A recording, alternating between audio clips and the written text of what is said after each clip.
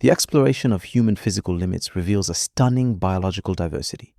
These 20 African and global stories highlight existences where the extraordinary becomes an everyday burden. They demand a profound reflection on societal adaptation to biological anomalies. The first 10 giants and biological phenomena of Africa and beyond. Number 10. Gabriel Main, Stature as Heritage and Burden.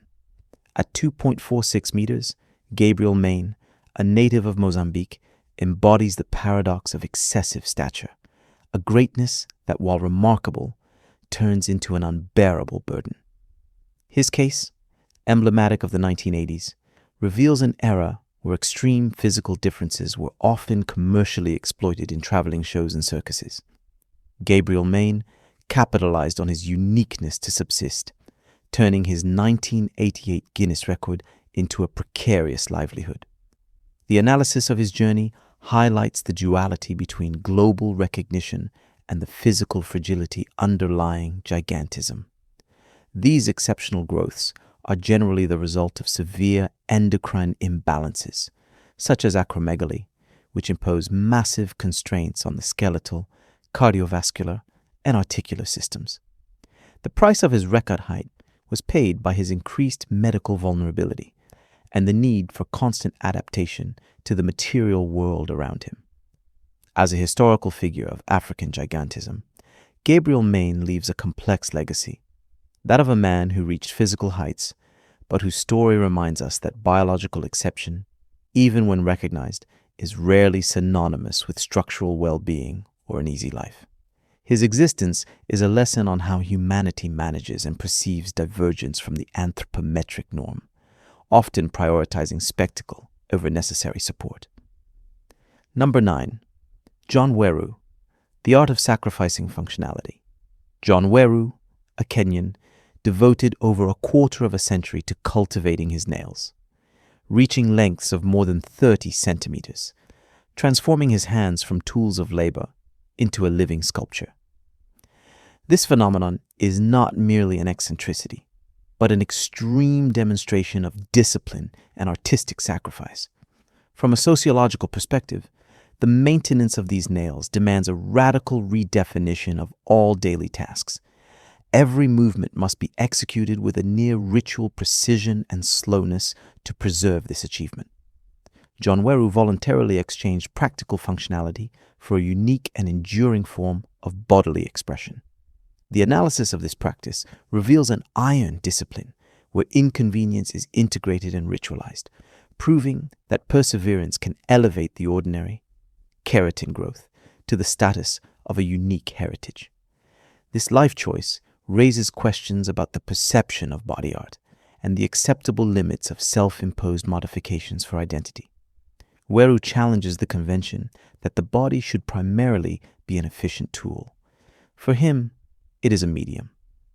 This transformation symbolizes an individual's total commitment to preserving a physical state that the majority would consider a major hindrance, asserting that the value of an achievement can reside in the very difficulty of maintaining it. Number 8. Brahim Takula, Adaptation Engineering in the Face of Acromegaly. Brahim Takula, holding the Guinness record for the largest biological feat, equivalent to European size 58, embodies the complex interaction between endocrine disease and the need for industrial adaptation. His imposing stature of 2.46 meters is the result of a severe hormonal disorder, acromegaly, caused by the hyperactivity of the pituitary gland. This medical condition forces the body onto a trajectory of uncontrollable growth. Although surgical interventions may have stopped the progression of the disease, the osseous structural modifications are permanent, which poses a profound philosophical proposition. The defeat of the disease does not mean a return to normalcy, but the inauguration of a new chapter of adaptation to a transformed bodily reality. For Brahim, the search for shoes is a personalized orthopedic engineering endeavor, not a simple commercial task. His daily life is a series of confrontations with architectural barriers, beds, door frames, designed for the average individual. Brahim Takula's story is a declaration of resilience. Rather than shrinking to fit into an unsuitable world, he has succeeded in transforming his biological limits into a global symbol, forcing society to recognize and expand to accommodate those who deviate from established dimensional norms. Number 7, Manuta Bol, the giant defined by humanitarian compassion. Manuta Bol, measuring 2.31 meters and a famous NBA player with a remarkable wingspan, is celebrated not only for his athletic prowess, notably his shot-blocking ability, but above all for his immense heart and humanitarian commitment. His story transcends mere sporting achievement to become a model of civic responsibility in the face of crisis.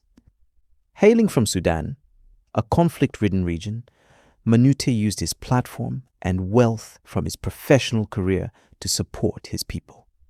This mobilization came at the cost of enormous financial sacrifices and even to the detriment of his own health. Manuta Bol's case demonstrates that true greatness does not lie solely in physical scale, but in the magnitude of the moral and social impact an individual chooses to exert. He embodied a bridge between the glamorous world of American professional sports and the harsh reality of the African Civil War. His legacy is that of an athlete who redefined the term giant, linking it inextricably to selflessness and compassion. His action reminded the global public that public figures, especially those with extraordinary visibility, bear a unique responsibility to use their symbolic capital for the collective good. Number 6, the women of the Ambilantu tribe, an anthropological hair heritage.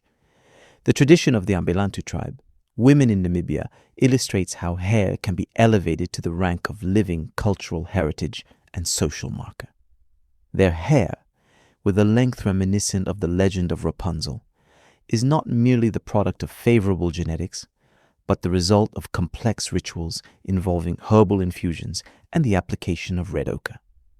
This practice transforms the hairstyle into a composite work of art requiring intensive maintenance.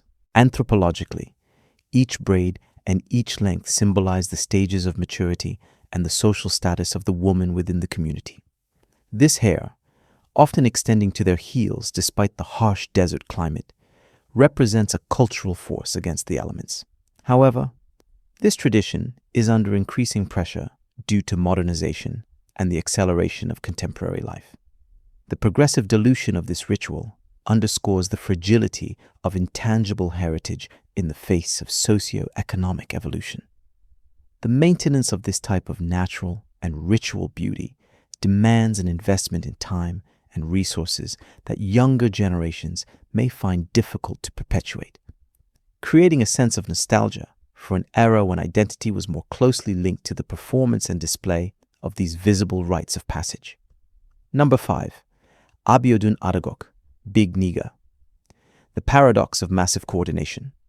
Abiodun Adagok, nicknamed Big Nigger, is a Nigerian basketball phenomenon who astonishes with a rare combination: immense size, coupled with almost magical mobility and body coordination. The mystery surrounding his exact height is overshadowed by the quality of his agility, which defies conventional expectations of biomechanics for an individual of his stature. His thunderous dunks have sparked admiration and reflection from legends like Shaquille O'Neal on the true limits of human athletic potential.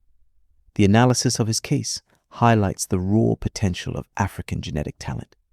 However, his story is also a striking reminder of infrastructural inequalities. Abiodun's greatest obstacle is not his opponent on the court, but the severe lack of appropriate training equipment and facilities in his country.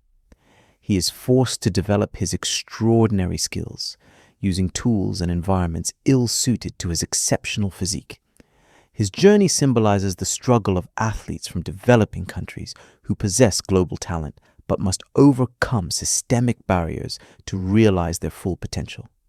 The question of whether he can transcend these structural deficits to become an NBA legend is a test of the capacity of pure talent to rise above material constraints.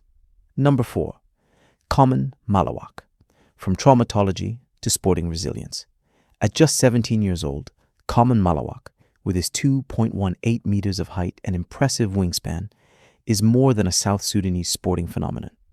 He is a symbol of resilience and post-traumatic transformation.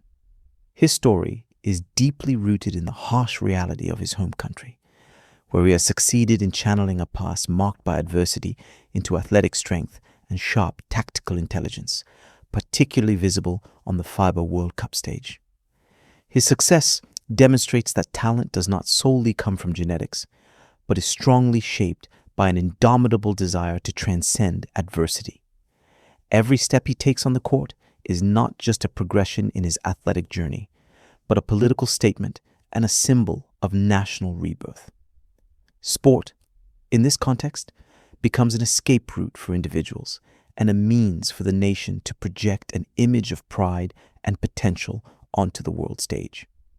Malawak's case study offers insight into how challenging environments can sometimes forge a mental tenacity that complements and maximizes natural physical gifts, propelling athletes to unexpected heights.